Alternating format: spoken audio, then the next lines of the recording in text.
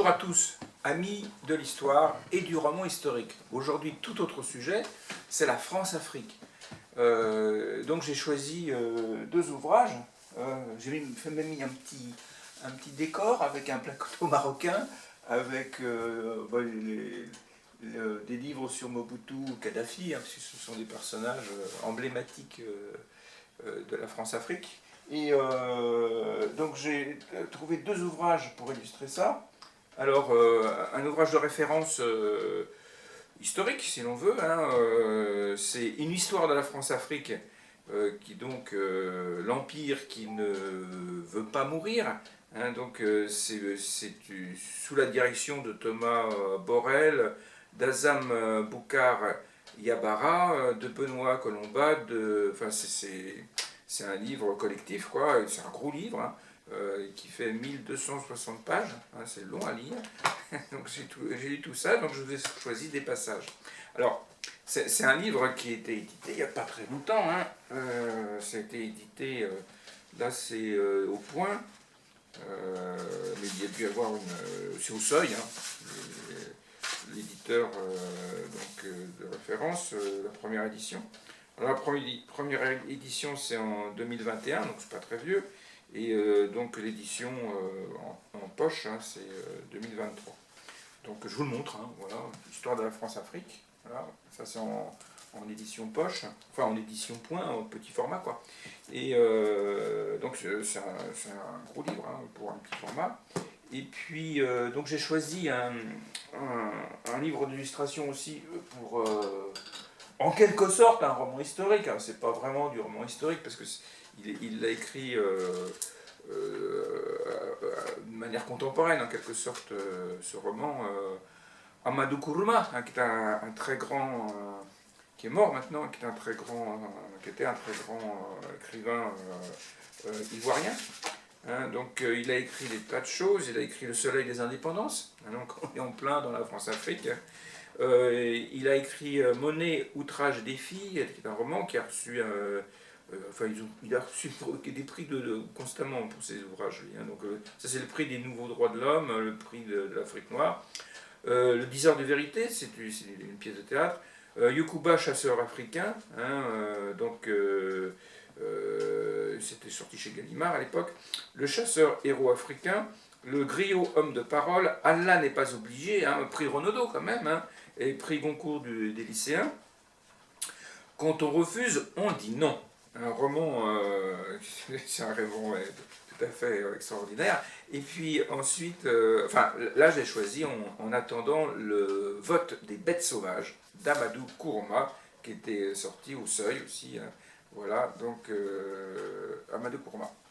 Voilà. Donc on pourrait aujourd'hui considérer que c'est un roman historique. Bon, j'exagère un peu, mais ça illustre bien cet ouvrage de référence, qui est plus récent. Hein. Mais bon, si vous voulez, le thème de la chaîne, c'est trouver des récits qui ont une vue historique, en quelque sorte, du roman historique, et de la source. Alors bon, je mélange un peu les thèmes quelquefois, mais ça pourrait être de la source pour nous, pour produire d'autres romans historiques sur l'Afrique, notamment la France-Afrique. Donc je vais commencer par citer des passages en plusieurs épisodes, hein, parce que c'est un gros ouvrage, donc sur la France-Afrique. Alors j'ai choisi dans ce livre-là la page 10, Histoire d'amour, page 10. Page 10, tout début, Histoire d'amour. 10. Au sein des élites africaines, également, l'amour de la France a souvent été évoqué. On pense notamment au poète président sénégalais Léopold Sédar Senghor, qui célébra si souvent la civilisation française et se dit le chantre de ce que, dans les années 50, on appelait leur Afrique. Ou au président ivoirien Félix Houphouët-Boigny, présenté à tort comme l'inventeur du mot France-Afrique, qui vécut l'indépendance de son propre pays comme un déchirement intime. J'ai attendu en vain sur le parvis de l'église avec mon bouquet de fleurs fané à la main, déclara-t-il lorsque le général de Gaulle annonça qu'il allait rendre leur souveraineté internationale aux colonies africaines. Quand il n'est pas question d'amour, on invoque au moins l'amitié franco-africaine. Bongo est l'ami de Giscard, Giscard l'ami de Bongo, la France est l'ami du Gabon, chantait-on à Libreville lors de la visite du président Valéry Giscard d'Estaing à son homologue Omar Bongo en 1976. Une amitié qu'on pourrait dire familiale puisque cette chanson mémorable est co-signée par un jeune homme qui rêvait alors une carrière musicale, Ali Bongo. Ce dernier, qui n'a finalement pas percé dans la musique, succédera à son père dans le fauteuil présidentiel gabonais en juin 2009. Cette amitié familiale est à nouveau invoquée au moment du décès du maréchal Idriss Déby en avril 2021. J'emporte le souvenir d'un ami, déclare le président Macron, qui se rend en personne à N'Djamena pour les obsèques du dictateur tchadien et pour adouber son fils, le général Mahamat Déby Itno.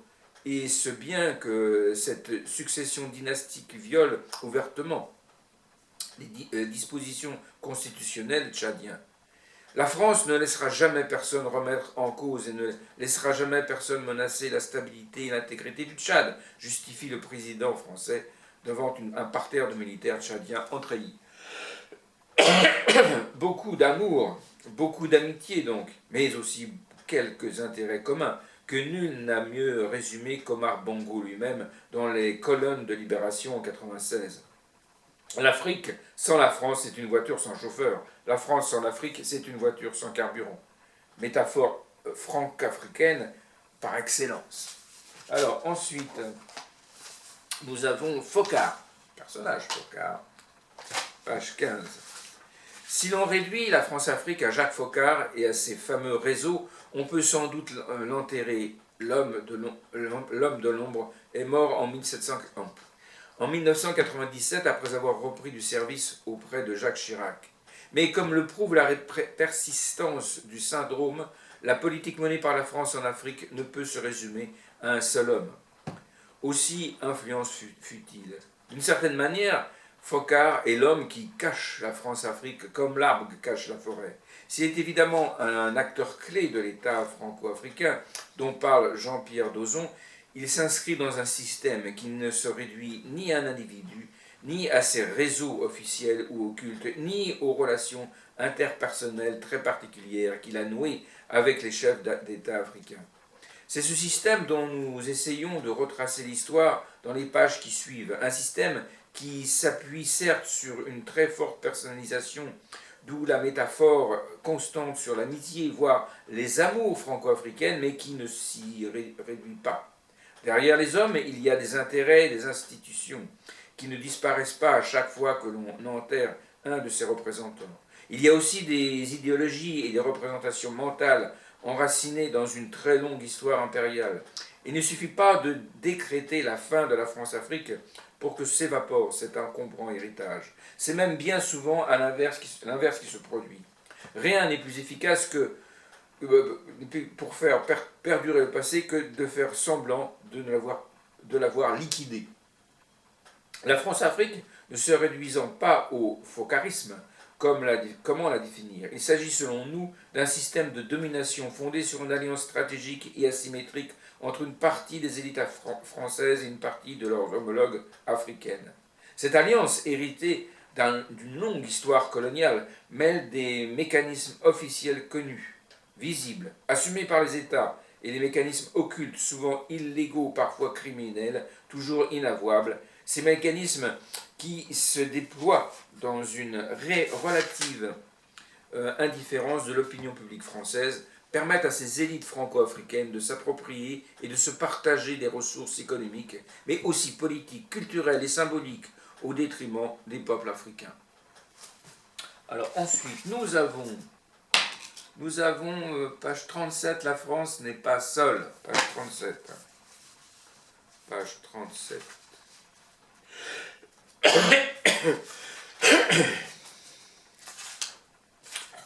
La France n'est pas seule. Elle a un vaste empire derrière elle.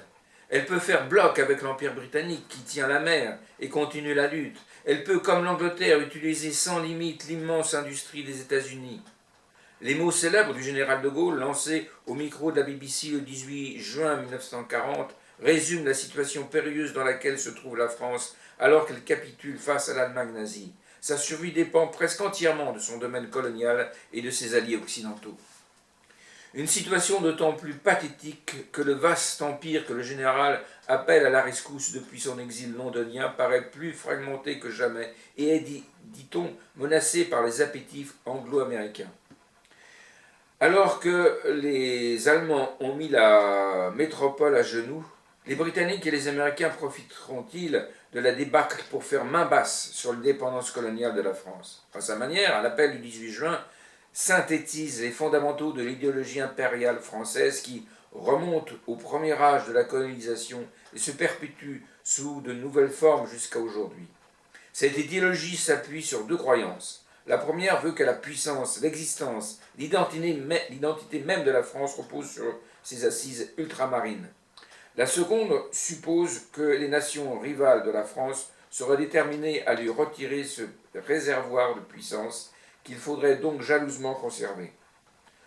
Entre 40 et 44, De Gaulle et son entourage vont s'employer à mettre l'Empire au service de la France combattante et à l'abri des empiétements étrangers. Pour remplir ces deux objectifs, les responsables de la France libre réfléchissent à des formules nouvelles capables de répondre simultanément à plusieurs objectifs. Arrimer définitivement le domaine colonial à la métropole, répondre aux aspirations des peuples d'outre-mer et mettre fin aux intrusions des puissances étrangères.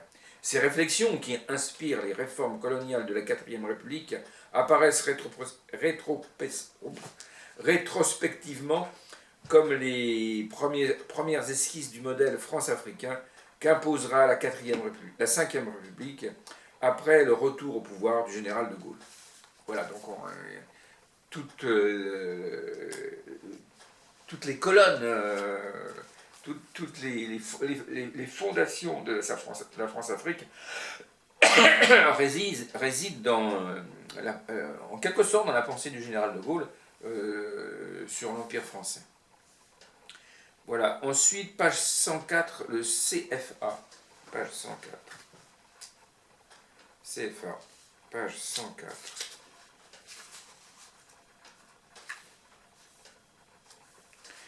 Alors que le concept de développement infuse les débats depuis les années 20, c'est la question du protectionnisme qui s'impose dans les années 30. Secoués par les turbulences d'une crise mondiale sans précédent, les deux principales puissances coloniales, la Grande-Bretagne et la France, protègent leur économie derrière des zones monétaires exclusives. La zone sterling et la zone franc, qui reposent l'une et l'autre sur un double principe, libre-échange à l'intérieur, protectionnisme à l'extérieur.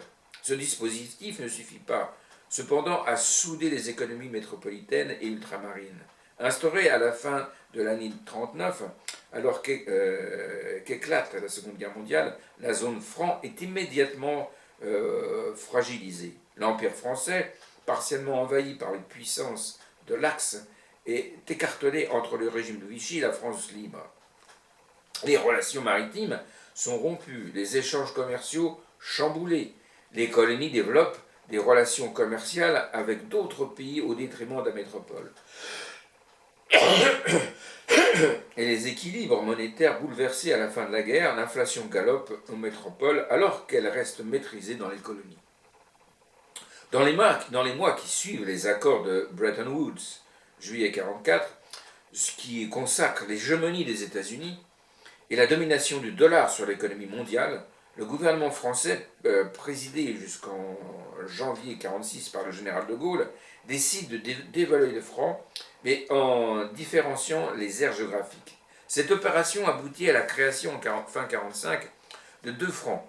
À côté du franc métropolitain, le franc des colonies françaises d'Afrique, CFA, et le franc des colonies françaises du Pacifique, CFP. Passé du ministère des colonies à celui des Finances, René Pleven justifie cette mesure devant l'Assemblée constituante en évoquant la générosité et le désintéressement d'une métropole qui se refuse à imposer des filles lointaines les conséquences de sa propre pauvreté. La création du franc CFA marque la fin du pacte colonial, jure-t-il, car cette innovation correspond à notre souci qui s'était exprimé à la conférence de Brazzaville de tenir compte équitablement des intérêts de chacun des territoires qui composent l'Union française, de respecter leurs besoins propres et leurs contingences locales.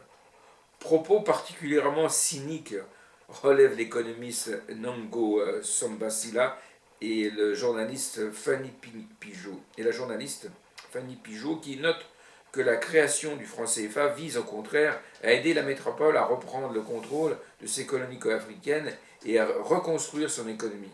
Et cela grâce à deux caractéristiques, la surévaluation et la parité fixe. La surévaluation du CFA, dont la valeur est fixée par le gouvernement français à 1,7 francs métropolitains en 1945, offre un avantage comparatif à la métropole. Elle facilite l'écoulement des produits métropolitains dans les colonies et pénalise l'exportation des produits coloniaux sur le marché mondial, ce qui permet de réorienter les flux vers la métropole qui a besoin de matières premières. Quant à la parité fixe, elle arrime les francs coloniaux aux francs métropolitains de manière immuable, ce qui empêche les colonies d'ajuster la valeur de leur monnaie selon leurs besoins. En cas de dévaluation du franc métropolitain, le franc CFA doit suivre, même si cela pénalise les économies qui l'utilisent. Cette dépendance monétaire perdurera après les indépendances. Voilà le fameux franc CFA. Donc, page 140, Houphouët-Boigny. Page 140.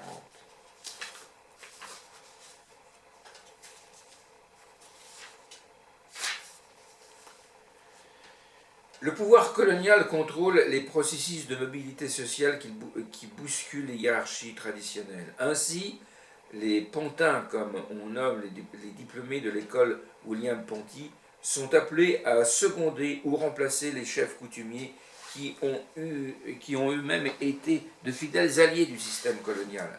Certains chefs traditionnels cherchent à se reconvertir dans les sphères du marché agricole et du négoce, afin de garder leur prééminence économique et sociale. L'éducation et l'argent deviennent ainsi deux éléments incontournables pour donner un contenu au nouveau statut d'élite.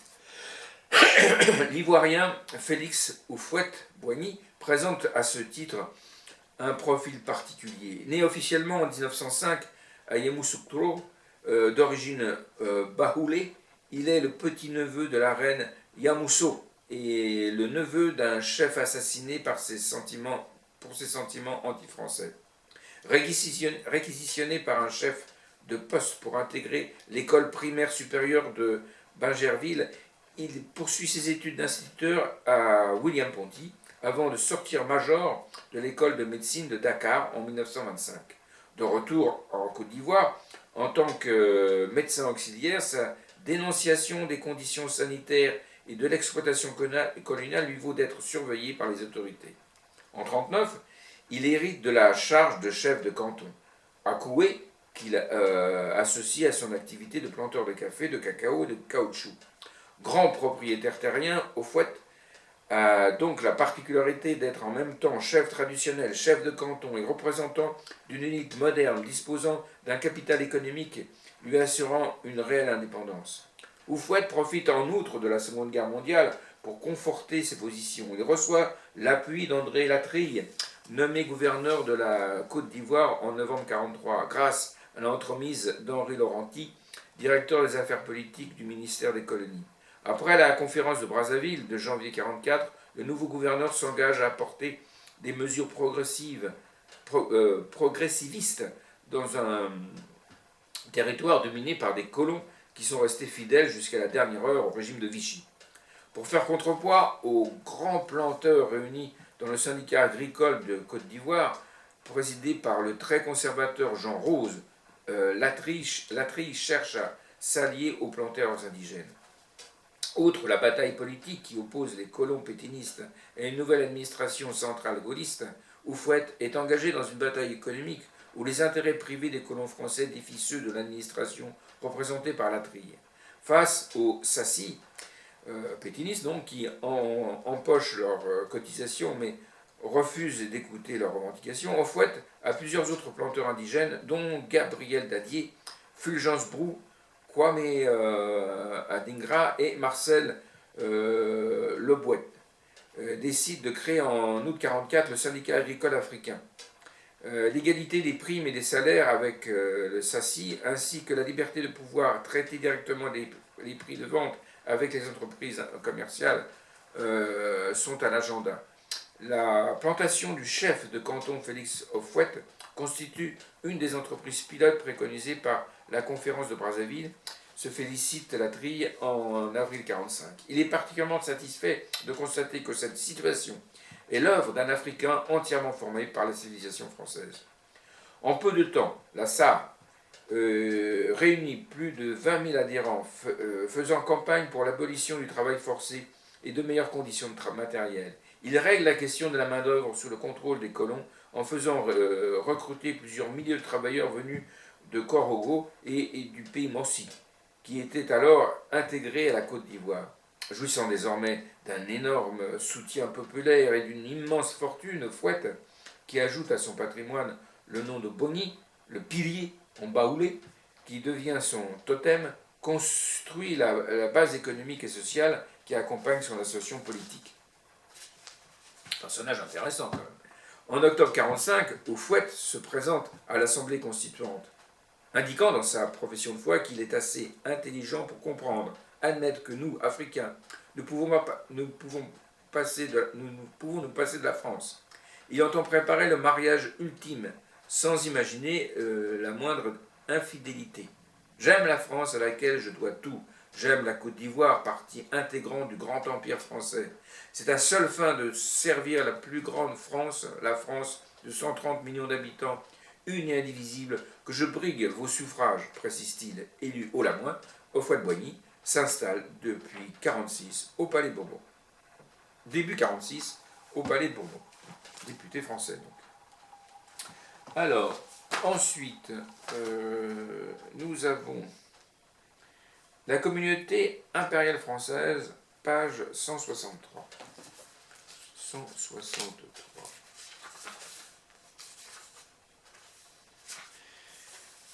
Alors, dans un rapport présenté au président de la République, Vincent Auriol, au lendemain des élections législatives de juin 1951, François Mitterrand, alors ministre de la France d'Outre-mer, dresse un tableau optimiste des résultats électoraux en Afrique. Tous les députés d'AOF, Afrique occidentale française, sauf deux hommes de valeur qui peuvent être inquiétants et qui sont Senghor au Sénégal et Houphouët en Côte d'Ivoire, sont pro-gouvernementaux. Houphouët est sous contrôle, précise-t-il, car les députés du RDA, alors c'est le parti politique mené par Houphouët, sont peu nombreux et inoffensifs. Quant à Senghor, il est remarquable, estime Mitterrand.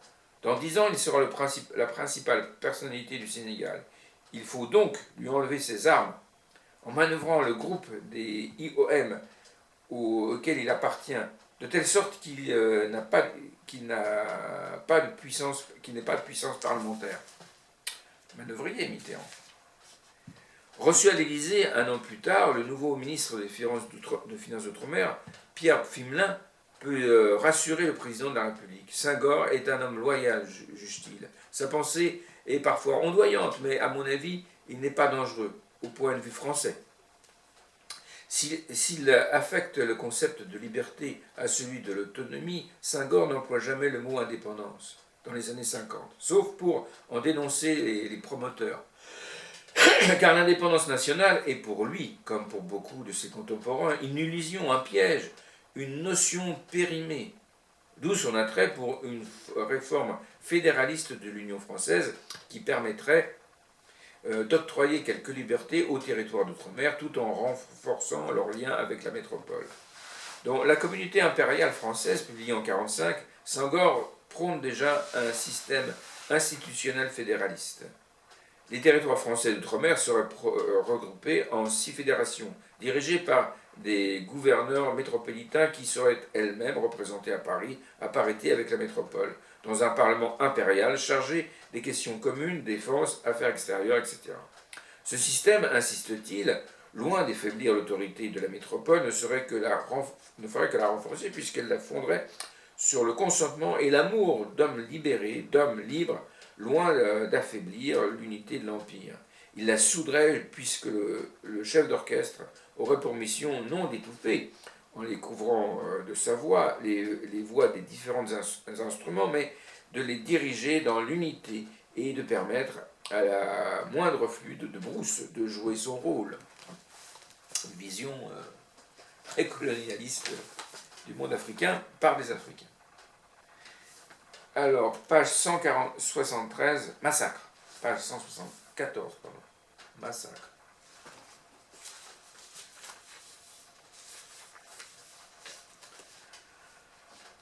De Thiaoré à Sétif, la victoire en massacrant. Le 30 novembre 1944, dans le camp de Thiaoré, près de Dakar, des tirailleurs rapatriés depuis les camps nazis réclament le paiement de leurs soldes avant d'être démobilisés et renvoyés chez eux, reprochant leur racisme et le manque de considération de l'administration militaire à leur égard. Ils demandent l'égalité de traitement avec les soldats français. Le lendemain, le commandant français fait venir de Saint-Louis des troupes lourdement armées afin de mener la répression. Officiellement, 35 tirailleurs sont exécutés et une trentaine sont condamnés à des peines d'emprisonnement lors d'un procès qui, en mars 1945, présente les événements comme une mutinerie.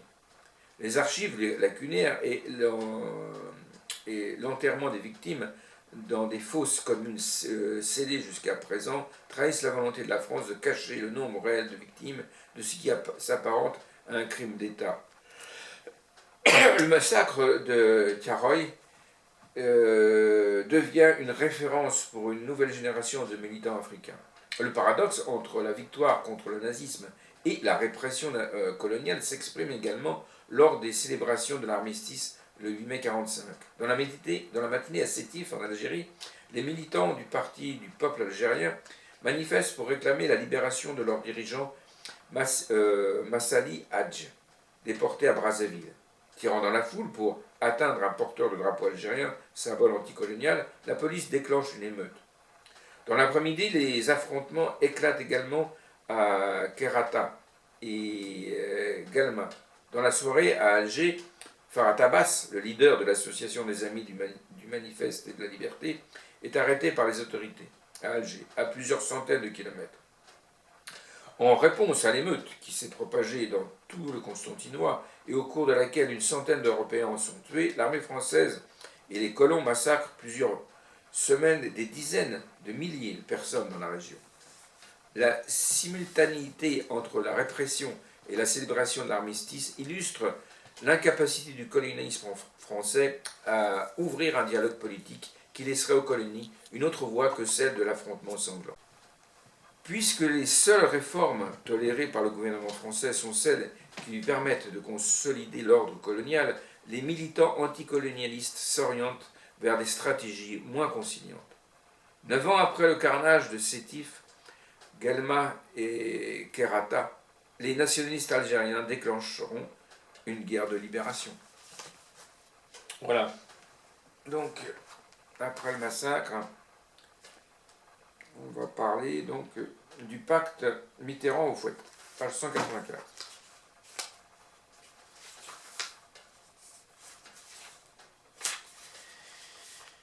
À son arrivée à Matignon, en juillet 50, René Pleven veut rompre avec la politique de force de Béchar et Péchou.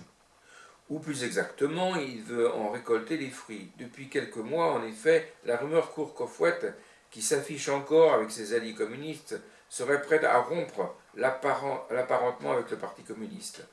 Vincent Auriol, président de la République depuis janvier 1947, est à la manœuvre. On peut ramener Houphouët et, pour ma part, je m'efforcerai de le ramener, explique-t-il en mars 50 à un de ses visiteurs. Le 27 juillet, le chef de l'État reçoit secrètement les députés ivoiriens à l'Élysée. Ce dernier, plein d'obséquiosité, jure n'avoir le désir plus ardent que de collaborer avec le gouvernement. Il prononce le mot à 6 reprises au cours de l'entretien. Promettant de se séparer des communistes et de marginaliser les éléments marxistes de son mouvement, le patron du RDA demande en échange au président de tout faire pour lutter contre l'influence néfaste des colons qui font fortune dans le café et le cacao. Le gros commerce, dit-il, est responsable de tous les maux. En Côte d'Ivoire, j'imagine. En Côte d'Ivoire.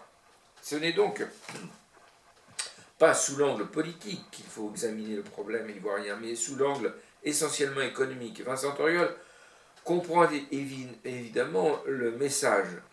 Houphouët, richissime planteur africain, entend monnayer son influence politique contre la défense de ses intérêts économiques. Informé des bonnes dispositions de Félix Houphouët-Boigny, Pleven le rencontre discrètement à son tour en septembre et charge Mitterrand de sceller le rapprochement. D'abord sceptique, Mitterrand reçoit le chef du RDA à 2 reprises rue Oudinot.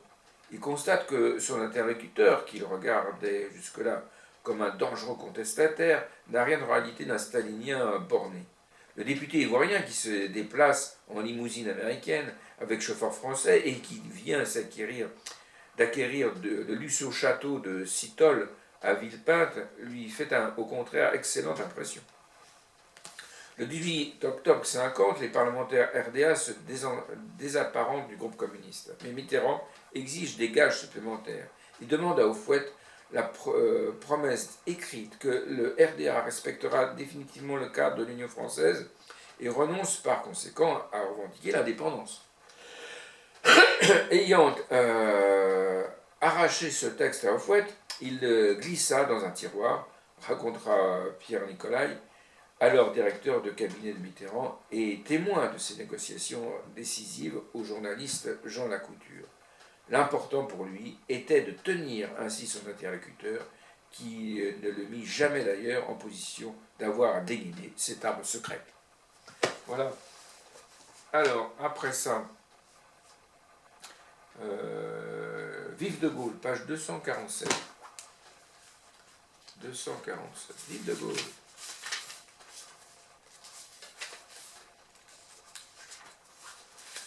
Alors, acclamé dans toutes les capitales qu'il traverse, De Gaulle comprend cependant que son stratagème peine à tromper les esprits vigilants, rompus depuis longtemps aux faux semblants du langage colonial. L'étape de Conakry, le 25 août, est restée célèbre pour cette raison.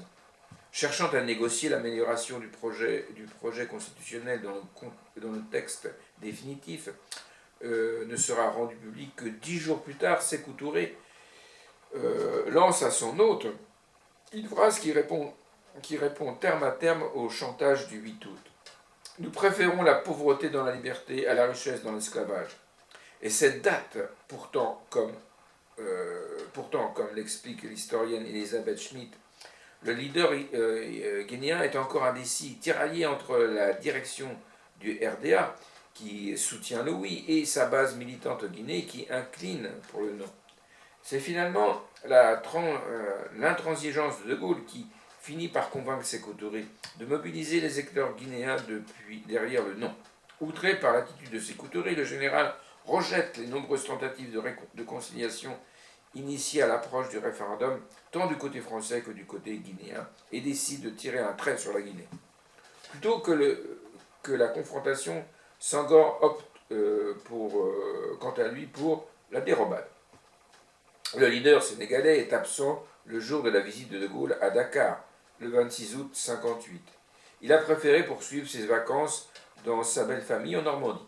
En l'absence également du chef du gouvernement sénégalais, Mamadou Dia, parti suivre une cure en Suisse, c'est donc le ministre de l'Intérieur, Valdiodio Diaye, qui reçoit le président du Conseil français dans la capitale de l'AOF.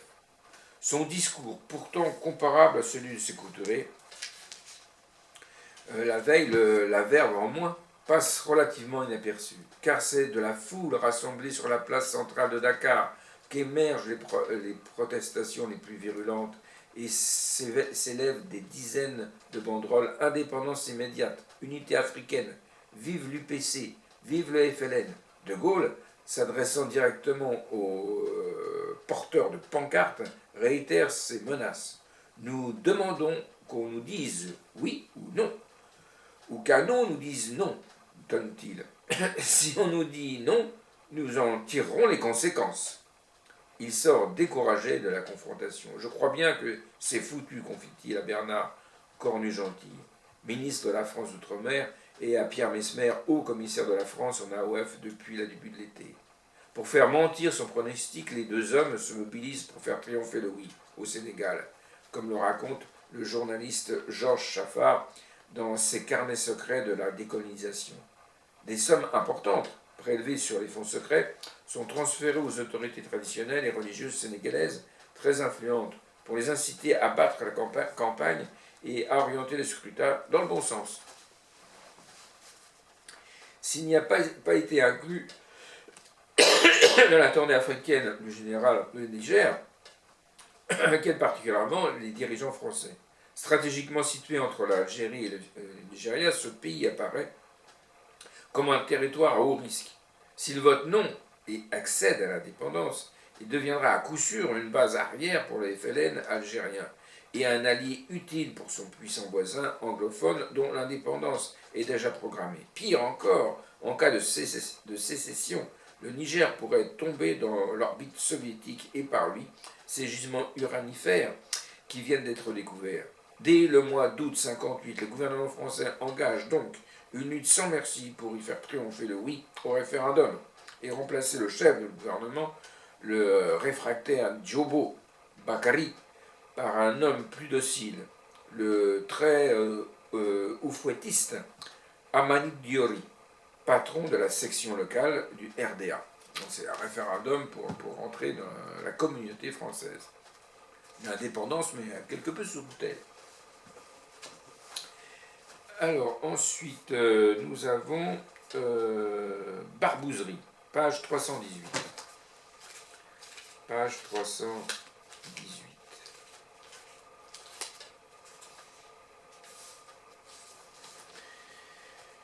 Alors, opération Persil s'écouterait dans la ligne de mire du SDEC. Dès le début de l'année 59, plusieurs parachutistes du 11e choc, le bras armé du SDEC, sont détachés pour travailler sur le dossier guinéen, notamment Alain Guigneron de Marolles et Freddy Bauer. Le poste de commandant de l'opération est installé à Dakar. Le dispositif bénéficie également de d'antenne à Tambacounda, dans le Sénégal oriental, et à Abidjan, en Côte d'Ivoire. Maurice Robert, alors permanent du SDEC à Dakar, joue le rôle de coordinateur de l'ensemble, comme l'expliquera dans ses mémoires. Je mets tout en œuvre pour atteindre le double objectif d'isolation du pays et de déstabilisation de ses coups. L'opération a été baptisée Persil. Elle a peut-être d'ailleurs porté différents noms et a connu en tout cas différents visages. Le journaliste Georges Chaffard explique qu'une opération visant à provoquer le coup d'État à Conakry et éventuellement la liquidation physique du président guinéen est étudiée début 1959. Elle doit s'appuyer sur des opposants guinéens en exil entraînés par le 11e choc à Dakar. Cette première tentative de renversement du pouvoir guinéen est éventée par le diplomate Albert Chambon, conseiller diplomatique de l'AOF. Celui-ci apprend de la bouche d'un agent du SDEC qu'une action est envisagée afin de réagir d'une manière définitive face à ces couturiers. Il tente d'en alerter directement les Quai d'Orsay le 6 mars 1959, en faisant transmettre l'information via le consul général à Freetown, en Sierra Leone. Mais le télégramme est trop largement diffusé et vaut à Cambo une convocation d'urgence dans la capitale, puis un entretien orageux avec Mesmer. Le 10 mars, Pierre Mesmer renvoie Chambon de l'AOF et le remet à la disposition de l'administration centrale. Persil est cependant maintenu. Les versements d'argent aux opérationnels se poursuivent. Freddy Bauer, qui dirige l'opération sur le terrain, effectue fin juillet, conformément à la demande verbale d'un mystérieux MF, un relevé de sommes perçues de janvier à juillet 1959. Au total, 29 660 000 francs métropolitains. Nommé haut commissaire en Côte d'Ivoire en juillet 1959, Yves Guéna est reçu à Dakar par Pierre Mesmer qui le met dans la confidence. Il a été décidé que le SDEC, par le biais de son service action, ferait son possible pour liquider ses couturiers. Pratiquement personne ne le sait, sauf Oufouette, qu'on a mis dans le coup. Bon, ça ne marchera pas. Hein. Voilà. Donc, les barbouzeries de l'époque. Alors, page 340, Youlou. Page 340.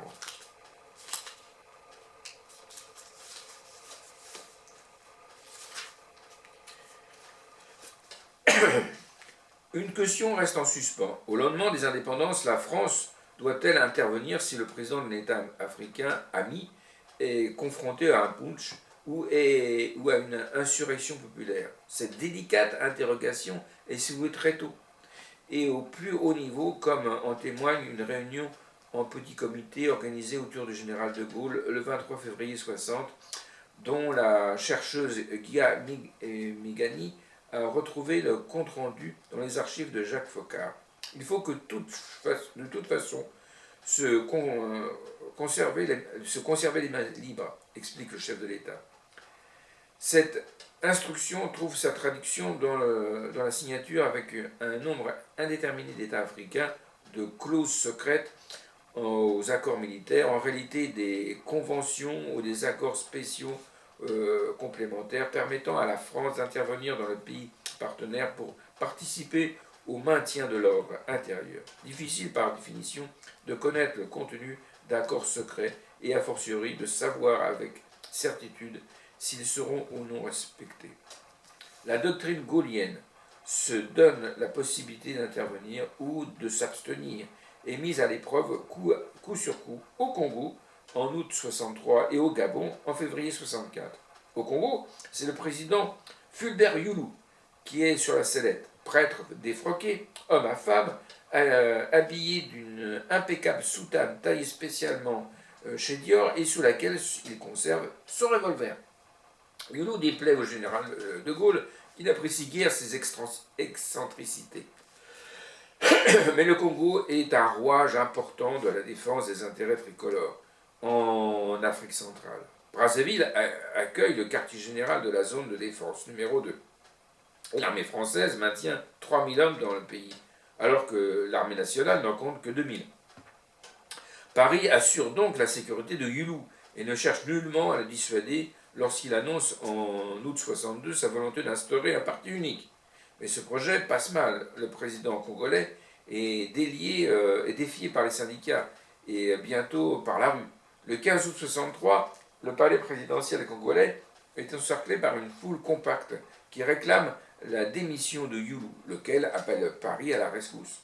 La légende veut que Paris ait abandonné Youlou à son triste sort pour une raison logique. Jacques Foccart était injoignable ce jour-là. Il était à la pêche, comme tous les 15 août. L'absence du tout-puissant Monsieur Afrique de l'Élysée aurait empêché la France de sauver l'allié congolais. La réalité est assez différente. Comme le révèle l'historien Jean-Pierre Batte, qui a épluché les archives de Foccart. Si ce dernier est certes absent, un de ses fidèles lieutenants, Jean Morichaud-Beaupré, est bien présent aux côtés de Youlou pendant les heures fatidiques, le 15 août 63. Et il décroche le téléphone de la présidence congolaise et met en relation le président Youlou, retranché dans son palais, et le général de Gaulle, en famille à Colombey. Voilà. Voilà, après, ils le lâcheront. Hein. Voilà. Alors, on va faire une dernière page 349, Bernard Blier. Page 349, Bernard Blier. Alors, regard de glace, crâne chauve, visage rondouillard, impossible en regardant les vieilles photos en noir et blanc de Jacques Foccart de ne pas penser à Bernard Blier dans Les Tontons Flingueurs. Le célèbre film de Georges Lautner, sorti en 63, un dialogue de Michel Audiard. Entre naïveté feinte et froide détermination, le personnage déroute et impressionne à la fois. Toujours à quelques pas derrière ou à côté général, parfois caché sous un large chapeau blanc ou de grosses lunettes noires. Difficile de dire les pensées de l'homme de l'ombre. Difficile aussi de cerner le périmètre exact de son influence dans les affaires de l'État. Officiellement chargé des questions africaines et de renseignements dans cette zone grise des coulisses du pouvoir, Foccart cumule toutes les caractéristiques d'un personnage de roman noir. Architecte de la France-Afrique, spécialiste des affaires occultes, chef des réseaux parallèles, patron des barbouzes, éminence grise, les étiquettes collent à la peau de ce personnage énigmatique, sans qu'aucune puisse le définir précisément. Cette vie romanesque commence à Ambrières-le-Grand, en Mayenne, le 31 août 1913, où Jacques Coche-Focard naît comme un héritier, peut-être illégitime. Héritier car sa famille est riche et qu'il n'aura jamais à douter de sa propre fortune. Illégitime peut-être, mais le mystère n'a jamais été éclairci. Version officielle, son père, Guillaume, est un riche planteur de bananes établi en Guadeloupe. Sa mère, Elmire, née Courtemanche de la Clémendière, est une créole issue d'une famille béquée très fortunée. D'après la biographie que lui consacre l'écrivain Pierre Péan en 90, l'enfant serait en réalité le fruit de l'union de Suzanne, la sœur de son père, officielle, religieuse au Carmel de Laval, et d'un curé de campagne devenu proche de la famille. Ouais, c'est vraiment de l'audiard, quoi. Une hypothèse plausible mais peu crédible, selon l'historien Frédéric Turpin, qui rappelle qu'aucun document ou témoignage n'a jamais pu la confirmer. À chaque fois que la rumeur refait surface, elle émane de sources mal intentionnées. En tout cas, le jeune Jacques passe ses vacances dans le château familial de Tertre, en Aubière. Le reste de l'année, il est interne au lycée de l'Immaculée Conception de Laval. Élève moyen, mais passionné d'histoire, note ses professeurs. Première rupture, son père meurt en 25. Sa mère restera veuve jusqu'à la fin de ses jours. Jacques Focard, sans valider l'intégralité de son baccalauréat, se met à travailler après avoir fait son service militaire dans l'aviation. Commercial chez Renault, et est ensuite employé dans une petite société d'import-export. Sa vie bascule avec la guerre. Mobilisé à l'été 39 par l'état-major de l'aviation, il subit l'étrange défaite de 40 sans combattre. En 42, il crée avec son associé Henri Tournay une exploitation de bois dans l'Orne.